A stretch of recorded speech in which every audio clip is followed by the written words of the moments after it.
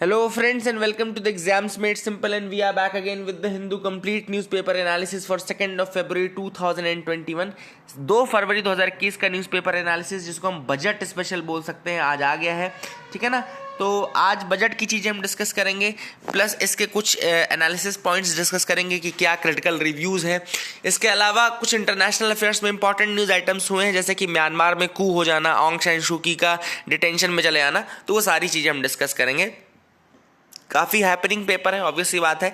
Let's see, बने रहिए। आज आपके लिए मैंने एक टास्क ये दिया है कि आप मुझे कमेंट सेक्शन में आपका भी कोई बहुत इंपॉर्टेंट टॉपिक आपने पढ़ा हो जो आपको लग रहा हो कि प्रीलिम्स में डेफिनेटली आ सकता है, वो मुझे कमेंट सेक्शन में लिख के बताइए। दूसरी चीज़, अगर आपको कोई बहुत अच्छा क्वेश्चन मिला हो जो कि आपने कहीं ऑब्जेक्टिव सॉल्व करते हुए, टेस्ट सीरीज सॉल्व करते हुए लगाया हो, तो वो क्वेश्चन आप मुझे कमेंट सेक्शन में बताइए। तो इंपॉर्टेंट टॉपिक्स और इंपॉर्टेंट क्वेश्चन जो भी आपको लग रहे हो आप मुझे बताएंगे इन द कमेंट सेक्शन बिलो, है ना। और जब आप बताएंगे तो आप लोग एक दूसरे का देख भी सकते हैं, तो दैट विल बी एक तरीके से मिक्सअप एक्सरसाइज हो जाएगी, काफ़ी अच्छा रहेगा। तो please do tell me at least one topic one person one topic वाला फंडा याद रखना है। कम से कम एक टॉपिक तो बताना ही बताना है जो आपको लग रहा हो कि ये बहुत इंपॉर्टेंट है, इसमें आ सकता है क्वेश्चन। ठीक है ना, let's start with the analysis. देखो, सबसे पहला जो फैक्ट यहाँ पे लिखा हुआ है वो ये है, budget refrained from levying any additional कोविड-19 सेस और सरचार्ज। तो सबसे इंपॉर्टेंट चीज़ तो ये बता रहे हैं कि बजट ने कोई भी अलग से एडिशनल कोविड-19 सेस या सरचार्ज नहीं लगाया है। ठीक है, अब ये यूपीएससी कैसे पूछ सकता है? अगर मैं बोलूँ तो यूपीएससी आपको स्टेटमेंट दे देगा, क्वेश्चन देगा, स्टेटमेंट देगा, जैसे उसमें लिखेगा कि there was a provision of special कोविड-19 cess in this year's budget. तो यहाँ पे आपको कंफ्यूज नहीं होना है, कोई भी ऐसा सेस या सरचार्ज नहीं लगाया है। एक चीज़ और याद रखिएगा कि सेस जो होता है, it is imposed by the central government, is a tax on tax. याद रखिएगा, ये जो टैक्स पेबल है ना, जैसे कोई व्यक्ति है, उस व्यक्ति की टैक्सेबल इनकम एक्स है और जो वो एक्स टैक्सेबल इनकम पे टैक्स पे कर रहा है वो वाई है। तो जब सेस लगेगा तो वो सेस वाई पे लगता है, मतलब कि वो टैक्सेबल इनकम पे नहीं लगता, वो टैक्सेबल इनकम के ऊपर कितना टैक्स लग रहा है उसके ऊपर लगता है। मतलब टैक्स ऑन टैक्स बोलते हैं, टैक्स ऑन टैक्सेबल इनकम नहीं बोलते। ठीक है ना, ये भी याद रखना। तो टैक्सेबल इनकम कितनी थी उस व्यक्ति की? एक्स थी। उस टैक्सेबल इनकम पे टैक्स कितना पे कर रहा था? वाई। तो जो सेस लग रहा था वो वाई पे लग रहा था, जितना वो टैक्स पे कर रहा था। ठीक है, सेस के बारे में एक और चीज याद रखिएगा, it is used for the restricted purpose. जिस स्पेसिफिक पर्पस के लिए वो आया, जैसे कि एजुकेशनल सेस हो गया, स्वच्छ भारत सेस हो गया, है ना, तो ये जो स्पेसिफिक पर्पस होता है उसी के लिए यूज किया जा सकता है। ठीक है, एंड इसके अलावा एक और चीज़ याद रखिएगा, it is first credited to the consolidated fund of India. ठीक है, याद रखिएगा कंसोलिडेटेड फंड ऑफ इंडिया में पहले आता है। एंड सेंट्रल गवर्नमेंट में after due appropriation from the parliament utilize the fund. तो जब कंसोलिडेटेड फंड ऑफ इंडिया में चला गया, तो इसका अप्रोप्रिएशन कैसे किया जाएगा? जो पार्लियामेंट्री प्रोसेस है उसके बाद ही आप इसको कर सकते हो। एंड सेंट्रल गवर्नमेंट जो रहता है वो सेस को चाहे तो स्टेट के साथ ना शेयर करे, मतलब कि जरूरी नहीं है कि वो सेस को शेयर करे स्टेट्स के साथ। ठीक है ना, एंड सरचार्ज जो होता है आपका, सरचार्ज भी टैक्स ऑन टैक्स ही होता है, ऑब्वियस सी बात है। And the objective of imposing of living surcharge is to put high tax burden on the rich persons who can bear और have the capacity to pay the taxes. मतलब कि surcharge जो होता है बेसिकली एक्चुअली ये रहता है कि एक्स्ट्रा सरचार्ज लगा दिया जाता है, जैसे कि कोई वेल्दी आदमी है, इनकम ज़्यादा है किसी की और वो पे कर सकता है, तो उसके ऊपर सरचार्ज लगा देगा। अगर 50 लाख से इनकम की ज़्यादा की है तो अलग से सरचार्ज लगेगा। ठीक है ना, तो याद रखिएगा ये भी एक इंपॉर्टेंट चीज है। And like cess the central government is not required to share the revenue. जैसे कि सेस में रेवेन्यू नहीं शेयर करना पड़ता है, वैसे ही सरचार्ज में भी नहीं शेयर करना पड़ता है स्टेट्स के साथ। एंड ये भी याद रखिएगा। And these are the things which are important regarding cess and surcharge, जो मैंने आपको बता दिया। अब दूसरी चीज़ जो इस बार का बताया है सर्वे, इस बार के बजट ने बताया, वो है the foreign direct investment, FDI की जो लिमिट है on the insurance sector. Insurance sector पे जो एफडीआई की लिमिट है वो बढ़ा दी जाएगी टू 74% फ्रॉम द करेंटली 49%। तो याद रखिएगा, इंश्योरेंस सेक्टर में जो 49% की लिमिट है उसको बढ़ा करके 74% कर दिया जाएगा। और एक और चीज़ बोला है सर इस बार के बजट ने कि bare minimum number of public sector enterprises will be retained. मतलब कि अब प्राइवेटाइजेशन जो रहेगा वो फुल फ्लेजेडली किया जाएगा और बहुत कम, bare minimum enterprises will be retained as public sector enterprises, है ना। ये भी आके याद रखना है। और इनफैक्ट डिसइन्वेस्टमेंट इतना ज़्यादा किया जाएगा कि अभी रिसेंटली 2 पब्लिक सेक्टर बैंक्स का किया जाएगा, जनरल इंश्योरेंस कंपनी का किया जाएगा, 2021-22 के अंतर्गत ही कर दिया जाएगा, ये आपका बजट ने बोला है। इसके अलावा एक नया development finance institution DFI development finance institution set up किया जाएगा to fund the infrastructure projects under the national infrastructure pipeline. अब मैंने आपको नेशनल इंफ्रास्ट्रक्चर पाइपलाइन बताया था ना, नेशनल इंफ्रास्ट्रक्चर पाइपलाइन बताया था, जिसके अंतर्गत एनर्जी रिलेटेड अलग अलग प्रोजेक्ट्स, बहुत सारे प्रोजेक्ट्स थे, एनर्जी से रिलेटेड, पोर्ट से रिलेटेड, ये इंफ्रास्ट्रक्चर रिलेटेड है ना। तो वो सारे उसको फंड करने के लिए एक development finance institution DFI development finance institution बनाया जाएगा, ठीक है ना। इसके अलावा एक और चीज बता दो कि इन्होंने ये भी बताया कि एक एसेट रिकंस्ट्रक्शन फर्म और bad bank will be tasked with taking over the bad loans of public sector banks to cope with the rising NPA। तो राइजिंग NPA से डील करने के लिए एक एसेट रिकंस्ट्रक्शन फर्म एवं एक बैड बैंक, जिसको बैड बैंक बोलते हैं, उसको बनाया जाएगा, ताकि जो पब्लिक सेक्टर बैंक्स हैं उनको जो उनकी जो NPA समस्या उसको दूर किया जा सके यूजिंग दीज बैड बैंक्स, है ना। अब बैड बैंक्स जो हैं उनकी बैंक्स जो होते हैं वो अच्छे होते हैं, these are actually good, they are not bad. States allowed enhanced 4% of GSDP borrowing. So government has accepted the 15th finance commission recommendation. अब 15th फाइनेंस कमीशन ने बोला था कि टैक्सेबल जो टैक्स मिलता है, पूल ऑफ टैक्स, उसका 41% states के साथ शेयर करने का बोला था। तो वो चीज़ गवर्नमेंट ने एक्सेप्ट कर ली है और 15th फाइनेंस कमीशन के रिकमेंडेशन के हिसाब से 41% जो होगा 5 ईयर्स के लिए पूल ऑफ टैक्सेस से जाएगा टू द स्टेट्स, ठीक है ना। पहले 42% जाता था, जो 14th फाइनेंस कमीशन थी उसने 42% का सजेशन दिया था, 15th फाइनेंस कमीशन ने 41% का सजेशन दिया और ये बोला कि बाकी का जो अभी जो 1% घटा रहा है वो जम्मू कश्मीर और जो लद्दाख को यूटी बनाया गया उसके लिए उन्होंने अलग से रखा हुआ है। Now the states have been granted enhanced borrowing room. पहले जो था, देखो क्या होता था, पहले जो फिस्कल डेफिसिट हो सकता था उसके 3% का टारगेट रहता था, है ना।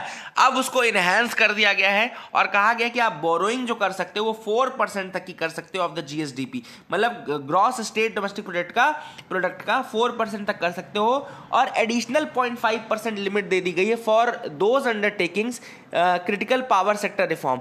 मतलब कि अगर कोई state critical power sector reform ले रहा है तो उसके लिए 0.5% की लिमिट एक्स्ट्रा भी कर दी गई है। तो बेसिकली इस तरह से 4.5% की लिमिट कर दी गई, जो पहले 3% थी, ठीक है।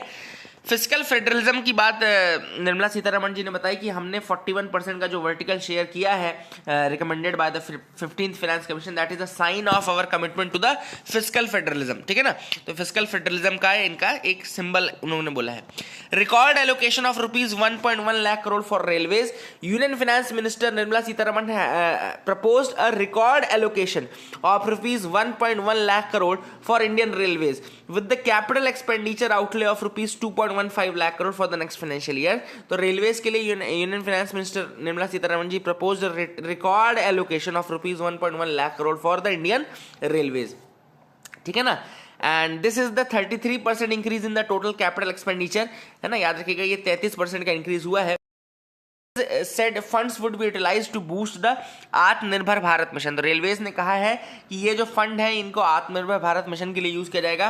एंड जो वाइटल इंफ्रास्ट्रक्चर प्रोजेक्ट्स हैं, पैसेंजर एमिनिटीज हैं, सेफ्टी इन्हेंसमेंट्स हैं, वो किए जाएंगे इन द रेलवे सेक्टर। तो that was another thing which was important, जो कि आपको जानना जरूरी था। आगे देख लेते हैं, अब आगे मूव करते हैं, देखते हैं और क्या इंपॉर्टेंट है। अब यहाँ पे हम टैक्सेस में आते हैं। तो tax slabs have remained unchange. सबसे इंपॉर्टेंट चीज याद रखेगा कि टैक्स स्लैब्स जो पहले के थे वो अभी भी रहेंगे, they have not change, tax slabs have remained unchange.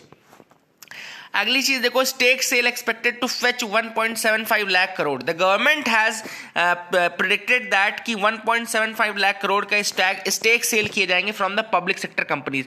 जो पब्लिक सेक्टर कंपनीज है डिसइन्वेस्टमेंट के थ्रू उनके स्टेक्स को बेचा जाएगा एंड उससे कुछ जो रेवेन्यू आएगा उसका फिर यूज किया जाएगा। तो ये डिसइन्वेस्टमेंट की स्ट्रैटेजी है जिसको हम बोलते हैं disinvestment policy. This is the new disinvestment policy of the as proposed by the finance minister. इसमें उन्होंने कहा कि 4 sector, 4 sectors are critical sectors. 4 sectors हैं जो कि क्रिटिकल सेक्टर्स हैं जिसमें कि atomic energy, space and defence, transport and telecommunication.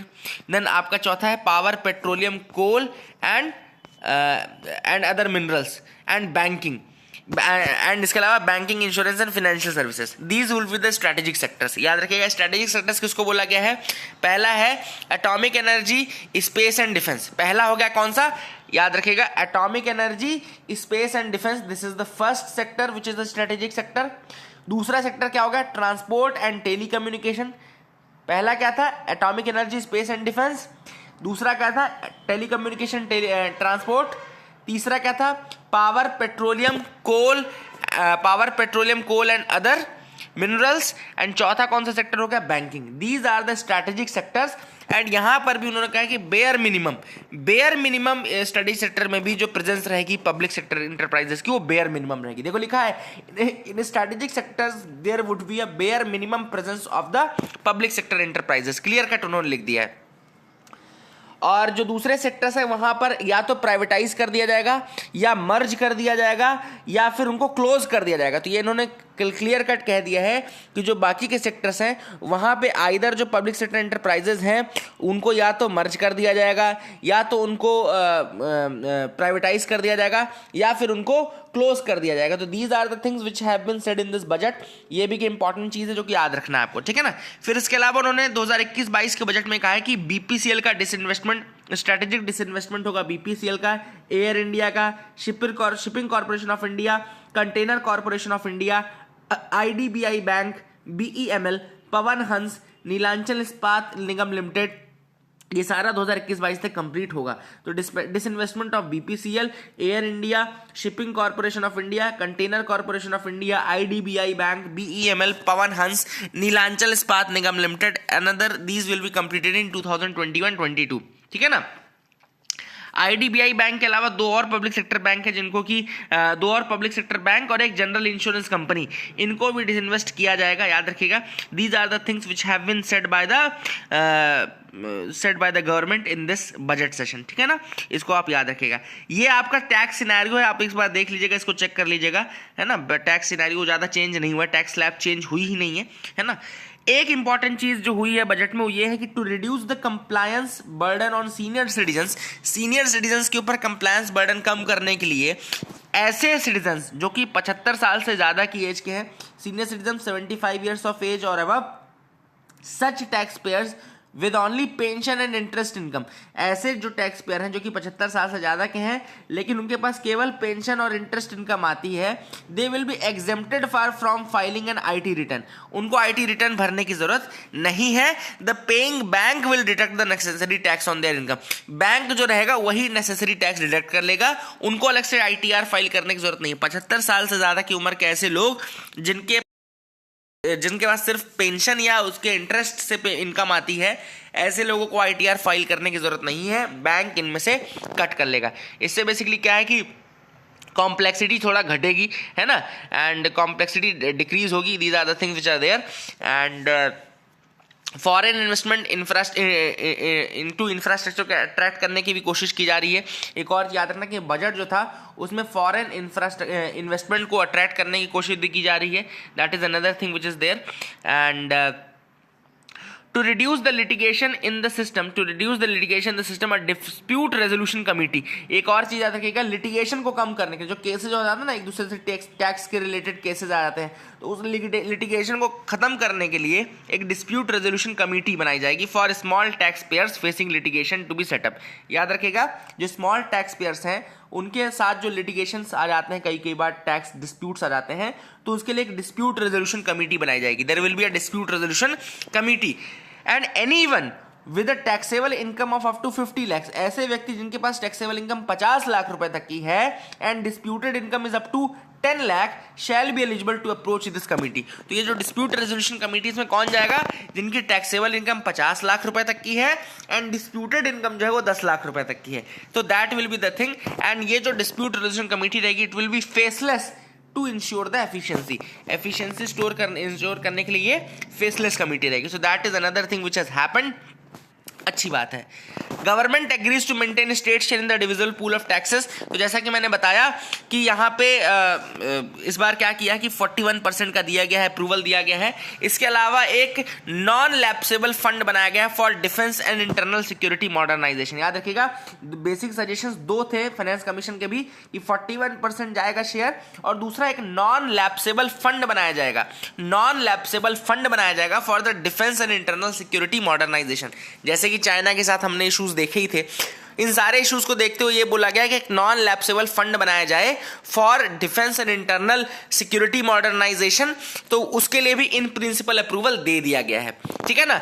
इसके अलावा एक और चीज याद रखिए कि जो 41% का शेयर, उसमें जो इस बार की फाइनेंस कमीशन थी उसमें 12.5% वेटेज दिया गया था demographic performance of southern states in tax transfer calculations. तो याद रखिएगा इसमें वेटेज डेमोग्राफिक परफॉर्मेंस को भी दिया गया। डेमोग्राफिक परफॉर्मेंस मतलब कि जो पॉपुलेशन रिलेटेड पैरामीटर्स हैं, जैसे कि मैटरनल मोर्टेलिटी हो गया, आपका लिटरेसी रेट हो गया, और सेक्स रेशियो हो गया, फर्टिलिटी रेट हो गया, टोटल TFR हो गया, ये इस तरीके से ये आपका अंडर 5 मोर्टेलिटी रेट हो गया। ये सारे में अगर आपका परफॉर्मेंस दिखता है तो उसको भी वेटेज दिया गया था in the 15th finance commission.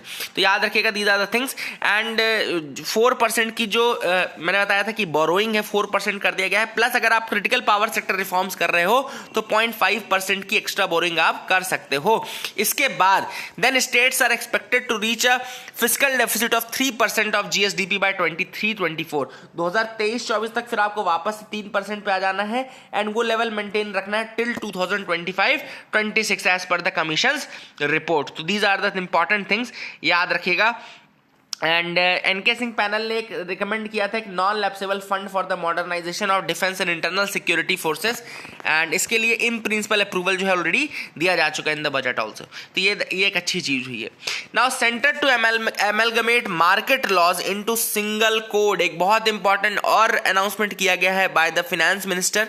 इसको याद रखिएगा, the announcement is that the centre is setting up at single security market code. एक सिंगल सिक्योरिटी मार्केट, जो सिक्योरिटी मार्केट होता है ना, सेंसेक्स वेंसेक्स आपका पूरा सिक्योरिटीज वाला मार्केट होता है ना, तो सिंगल सिक्योरिटी मार्केट कोड बनाने की बात की जा रही है by consolidating the provisions of SEBI act 1992, depositories act 1996, securities contract regulation act 1956 and government securities act 2007। तो government securities act 2007, depositories act 1996, securities contract regulation act 1956 and SEBI act 1992, इनको सबको मिला करके एक सिंगल सिक्योरिटी मार्केट कोड बनाया जाएगा।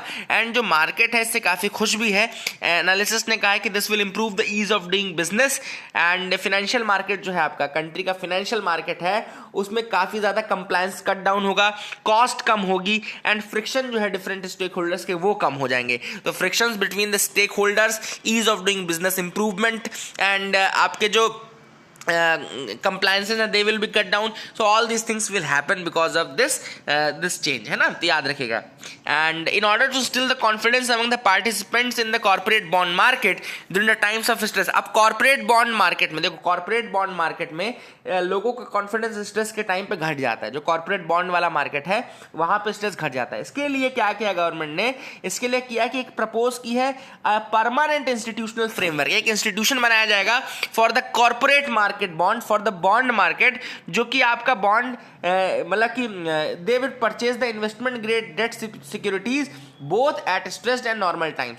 तो एक जो प्रपोज्ड बॉडी है वो परचेज करेगी इन्वेस्टमेंट ग्रेड की डेट सिक्योरिटीज, जो डेट सिक्योरिटीज होते हैं ना, यानी कि सपोज बॉन्ड हो गया, तो ये सब परचेज करेंगे even at the time of stress. वैसे अगर आपको देखो तो स्ट्रेस के टाइम पे आपको नहीं मिलेगी, लेकिन इस केस में रहेंगे। सो that is the beauty of this again this thing, ठीक है ना। एंड इसके अलावा और कुछ चीजें बता दूं, the government also announce establishing a system of regulated gold exchange in the country. तो regulated gold exchange in the country will be set up. Government ने यह भी अनाउंस किया है कि they will be establishing a system of regulated gold exchange in the country. एक regulated gold exchange system बनाया जाएगा, and for this purpose SEBI will be the notified as regulator, and the where housing development and regulatory authority will be strengthen to set up the commodity market system. तो याद रखिएगा, इसके लिए सेबी को regulator की तरह नोटिफाई किया जाएगा and warehousing development and regulatory authority will be strengthen to set up the commodity market. तो warehousing development and regulatory authority को कमोडिटी मार्केट बनाने के लिए स्ट्रेंथन किया जाएगा, ठीक है ना। एंड इस और इन्वेस्टर्स को प्रोटेक्शन के लिए क्या किया गया है, तो इन्वेस्टर्स को प्रोटेक्शन देने के लिए फाइनेंस मिनिस्टर ने कहा है they have proposed to introduce an investor charter, there will be an investor charter as a right of all the financial investors across all financial products. तो financial charter will be as a right for all the financial investors across all the financial sectors. तो ये भी सारी चीजें की गई हैं। Now government will not burden the consumers by farm cess।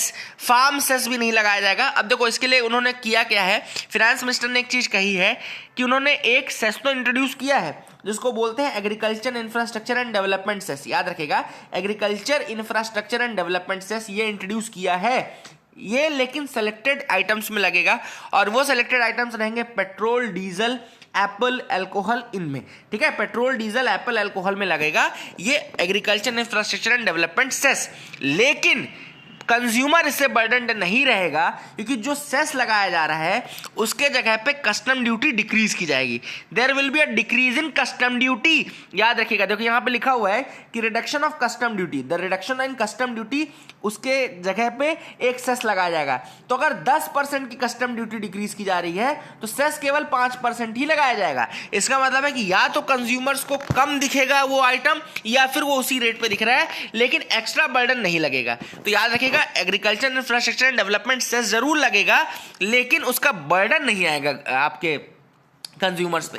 इसके अलावा गवर्नमेंट ने 3 लाख करोड़ निकाले हैं to revive the discoms as well. तो 3.05 लाख करोड़ की स्कीम है which will be spread for 5 years. तो 3.05 lakh crore scheme spread for over 5 years to revive the discoms and framework to provide electricity consumers an option to choose from service providers. तो इसके लिए क्या basic है, तो ये डिस्कॉम्स को रिवाइव करेगा and it will provide a framework to provide electricity consumers an option to choose from service providers. तो उनको ऑप्शंस मिलेंगे जिसको कि वो चूज कर सकते हैं, ठीक है ना। इनका एम क्या है कि 24 घंटे पावर मिल सके, सारे जो कंज्यूमर्स उनको 24 घंटे पावर मिल सके एंड जो loss making cash strap discoms है, ठीक है ना, उनको थोड़ा बाहर निकालना, इन प्रॉब्लम से बाहर निकालना ये भी एक इशू है ना। तो ये सब डिस्कॉम्स के लिए किया जा रहा है। आगे मूव करें तो government seems to privatise 7 major ports. अब प्राइवेटाइजेशन का काफी ज्यादा पुश दिया गया, जैसा कि मैंने ऊपर आपको बैंक्स का बताया, जनरल इंश्योरेंस कंपनी का बताया, बीपीसीएल का बताया, सब डिसइन्वेस्टमेंट की बात कर रहे थे।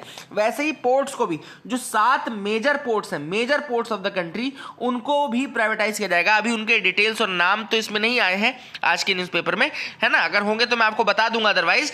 लेकिन 7 मेजर पोर्ट्स हैं जिनको कि लगभग 2000 करोड़ का उसमें will see their operations privatised in the 2021-22 2021-22 में उनको प्राइवेटाइज किया जाएगा। इसके अलावा the budget also envisages the recycling of ships at Alang in Gujarat. तो गुजरात के अलंग में, जो गुजरात का अलंग रीजन है, वहां पे रिसाइकलिंग ऑफ शिप्स होता है, तो वहां पे भी बूस्ट किया जाएगा। उसको भी बूस्ट करने के लिए अलग से बजटरी एलोकेशन किया गया है, ठीक है ना।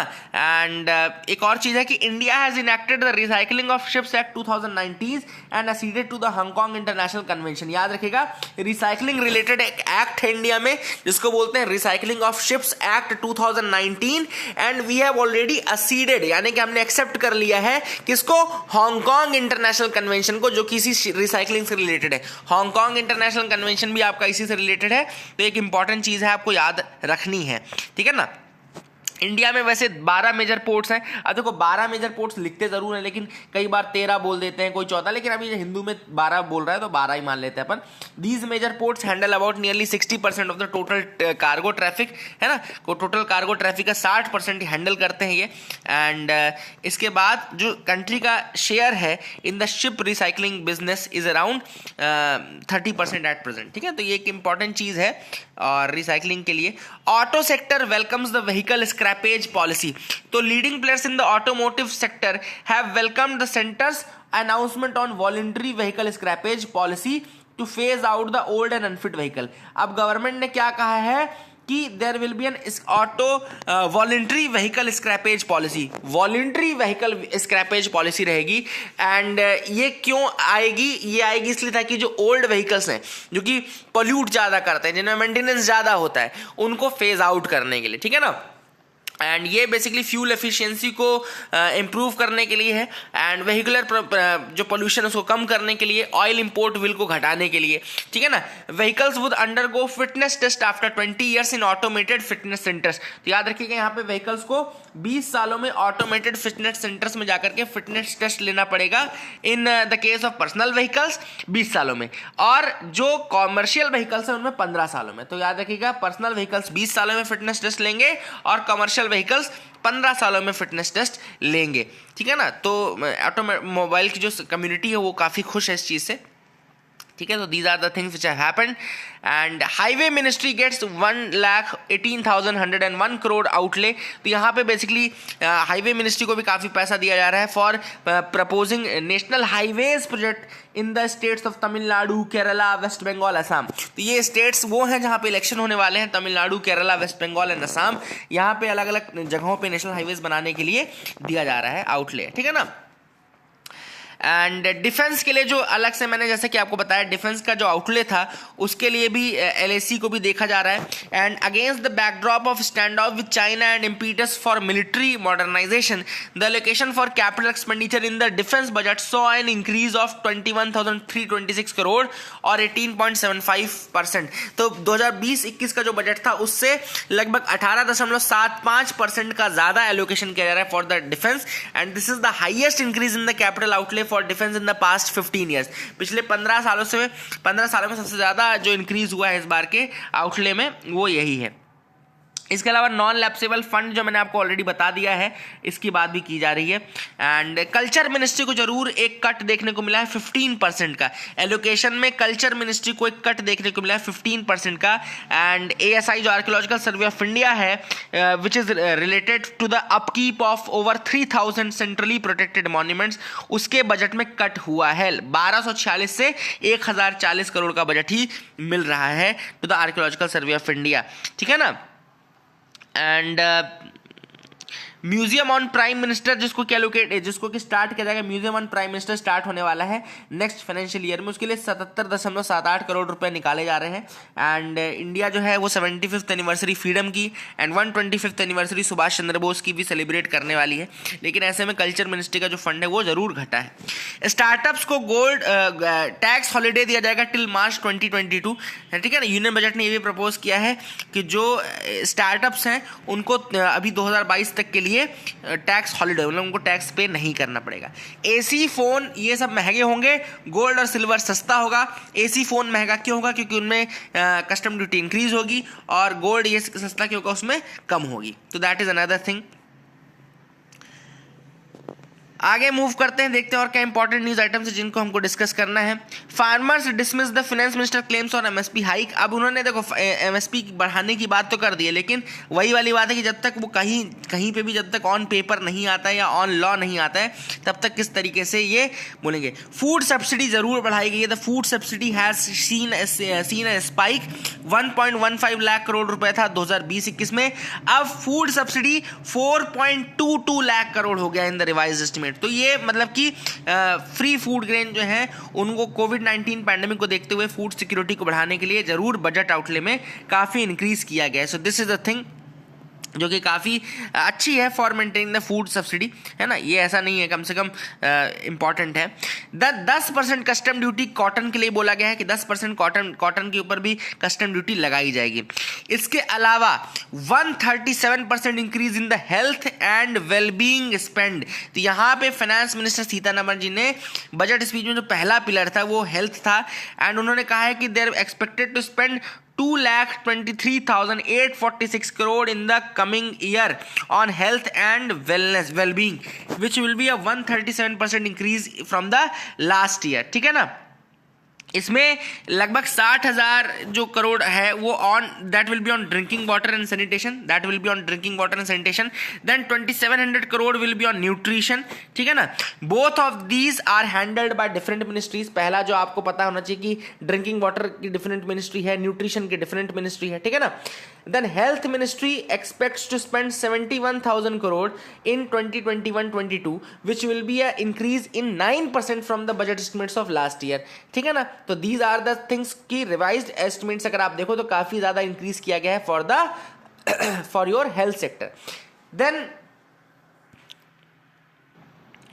इसके अलावा बजट में एक नई स्कीम स्टार्ट करने के बारे में बोला गया, प्रधानमंत्री आत्मनिर्भर स्वस्थ भारत योजना। याद रखेगा, प्रधानमंत्री आत्मनिर्भर Swasth Bharat Yojana. It will be launched at an outlay of 64,180 crore 6 सालों के लिए फॉर 6 ईयर। प्रधानमंत्री आत्मनिर्भर स्वस्थ भारत योजना 6 सालों के लिए to improve the primary, secondary and tertiary care health system, ठीक है ना। तो primary, secondary and tertiary care health system को इंप्रूव करने के लिए, देन नेशनल इंस्टीट्यूशंस को स्ट्रेंथन करने के लिए, to create new institutions to cater the detection and cure of new and emerging diseases. तो नई इमर्जिंग डिसीजेस को केयर एंड केटर करने के लिए, उनको डायग्नोसिस करने के लिए इंस्टीट्यूशन बनाए जाएंगे इस स्कीम के अंतर्गत। Then this scheme will support 17,788 rural and 11,024 urban health and wellness centres, ठीक है ना। Then it will establish integrated public health labs बनाई जाएगी। Then strengthen the national centre for disease control, national centre for disease control को भी strengthen किया जाएगा। And इसके अलावा it will establish biosafety level 3 laboratories and 4 regional national institutions on virology. तो ये सारी चीजें की जाएगी under this allocation for your health ministry. Then rupees 50,000 crore has been allocated for National Research Foundation NRF. तो finance minister ने कहा है कि 50,000 करोड़ रुपए over 5 years for the creation of national research foundation. National research foundation क्या है? It is an umbrella body expected to fund research across the range of discipline from science, technology to humanities. तो science से लेके humanities तक के जो subjects हैं उनमें रिसर्च के लिए एक फाइनेंशियल बॉडी रहेगी, नेशनल रिसर्च फाउंडेशन जिसको कहा जाएगा। It will B funding the research in various fields, various subjects. अब ये एक्चुअली में 2019 में जो नेशनल न्यू एजुकेशन पॉलिसी आई थी, जो न्यू एजुकेशन पॉलिसी आई है उसके अंतर्गत नेशनल रिसर्च फाउंडेशन की बात की गई है ना। तो कि वो कैपेसिटी बिल्डिंग करेगी, यूनिवर्सिटीज एंड कॉलेजेस में रिसर्च को फंडिंग करेगी। It will also help building the capacity to do research mentoring mechanism. तो इंस्टीट्यूशनलाइज्ड मेंटरिंग मैकेनिज्म के थ्रू रिसर्च को भी प्रमोट करेगी एनआरएफ। ये सारे काम है तो एनईपी के अंतर्गत इसको बनाया जाएगा, ठीक है ना। And that is a thing जो कि आपको याद रखना है। डिपार्टमेंट ऑफ बायोटेक्नोलॉजी को भी ज्यादा अलॉटमेंट दिया गया है इस साल, and department of science, scientific and industrial research को भी आउटले दिया गया है ज्यादा। तो that is the thing that has happened. तो मतलब कि एक तरीके से रिसर्च को भी काफी ज्यादा वो दिया जाएगा। हेल्थ केयर प्रोवाइडर्स को काफी ज्यादा उन्होंने कहा है कि अच्छा किया जा रहा है।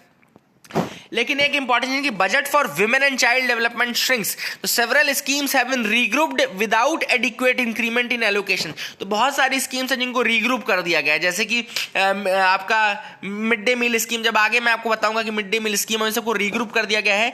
विमेन एंड चाइल्ड डेवलपमेंट के लिए जरूर थोड़ा कम एलोकेशंस हैं। बहुत सारी स्कीम्स हैं जिनको मिला करके, जैसे कि आपका रीग्रुप्ड and renamed such as Saksham Anganwadi and Poshan 2.0। एक नई स्कीम के नाम से है सक्षम आंगनवाड़ी, देखो लिखा हुआ है सक्षम आंगनवाड़ी एंड पोषण 2.0। तो इसमें बहुत सारे nutrition programmes, mission Shakti for schemes on women empowerment and mission Vatsalya for scheme on protection of children, ठीक है ना। तो याद रखिएगा several schemes under the ministry have been regrouped and renamed such as Saksham Anganwadi and Poshan 2.0 for nutrition programme, mission Shakti for scheme on women empowerment and mission Vatsalya for scheme on protection of children. याद रखिएगा mission Vatsalya किसके लिए है? For scheme for protection of children. Mission Shakti किसके लिए है? For scheme on protection of empowerment and empowerment mission of women. ये भी एक इंपॉर्टेंट है, याद रखिएगा। And anganwadi services they have been clubbed with other schemes under Saksham, yet the Saksham budget in 2021-22 of 20,000 crore is less than the anganwadi budget. तो अब देखो सक्षम स्कीम के अंतर्गत आंगनवाड़ी सर्विसेज को इंक्लूड कर दिया गया है, लेकिन जो बजट एलोकेशन है वो डिक्रीज कर दिया गया है। इसी के साथ प्रधानमंत्री Matru Vandana Yojana has now been clubbed with other schemes under Samarthya scheme के अंतर्गत, देखो सामर्थ्य स्कीम के अंतर्गत प्रधानमंत्री मातृ वंदना योजना को कवर कर दिया गया है, ठीक है ना। लेकिन वही है कि बजटरी एलोकेशन नहीं मिल रहा है। तो एक इंपॉर्टेंट चीज है कि विमेन एंड चाइल्ड डेवलपमेंट से रिलेटेड जो स्कीम्स हैं उनको क्लब भी कर दिया गया है, लेकिन उनके लिए जितना बजटरी एलोकेशन होना चाहिए था उतना नहीं हो रहा है, ठीक है ना। तो that is the thing which is important, जो आपको याद रखना है। Rural India's lifeline missing in the budget speech. So the scheme that has been described as the lifeline of rural India during the COVID-19 pandemic and lockdown was completely missing from the finance minister's budget speech. तो मनरेगा जिसको बोला जा रहा है, unmentioned in the speech, the budget document showed that the allocation of the MNREGA scheme stood at 73,000 crore in 2021-22, which is higher than the budget estimate of the previous year, but lower than the revised estimate. मतलब कि revised estimates जो है उन्होंने बोला था कि जो मनरेगा है उसको ज्यादा मिलना चाहिए, लेकिन पिछले साल से तो ज्यादा मिल रहा है, लेकिन जो ओवरऑल जितना रिवाइज एस्टिमेट बोल रहा था ज्यादा होने का उतना नहीं हो रहा है। That is not the case in this year. And MNREGA का तो नाम ही उन्होंने नहीं लिया पूरे बजट स्पीच में, there was no mention of the वो। And budget was a good opportunity for government to raise the number of employment days through MNREGA to 150 days, है ना, लेकिन वो नहीं हो पाया, है ना। बजट में आपने अलग से नहीं बोला। एंड अनएम्प्लॉयमेंट पे इतना ज़्यादा फोकस किया भी नहीं गया, तो ये भी एक इंपॉर्टेंट चीज़ है, अनएम्प्लॉयमेंट पे इतना फोकस नहीं किया गया है। Then a portal will collect data on the gig workers. तो फाइनेंस मिनिस्टर निर्मला सीतारमण ने कहा कि there will be launch of a portal, एक पोर्टल लॉन्च किया जाएगा to collect the information on gig building and construction workers to formulate welfare scheme for the migrant labours. Migrant workers के लिए एक scheme बनाई जाएगी उनके वेलफेयर से रिलेटेड, लेकिन उसके लिए पहले एक पोर्टल बनाएगा and that portal will collect the gig building and construction workers data, ठीक है ना। एंड फिर उन्होंने बोला कि इसके बाद फिर वो स्कीम्स बनाई जाएगी, ठीक है। पब्लिक बसेस के लिए एक नई स्कीम बनाई जाएगी। In a boost to urban transport, finance minister Nirmala Sitharaman has said that a new scheme will be there for public buses. एक नई स्कीम बनाई जाएगी for public buses and expansion of new metro in Kochi, Chennai, Bengaluru, Kanpur and Nagpur and Nashik, sorry, ठीक है ना। तो याद रखिएगा एक नई स्कीम लाई जाएगी for metro railways in Kochi, Chennai, Bengaluru, Nagpur and Nashik and public buses, ठीक है ना, और इनके मेट्रो का एक्सपेंशन। एंड ये जो स्कीम है ये innovative public private partnership models के थ्रू लगेगी, पीपीपी मॉडल के थ्रू लगेगी, ठीक है ना, ये इंपॉर्टेंट है।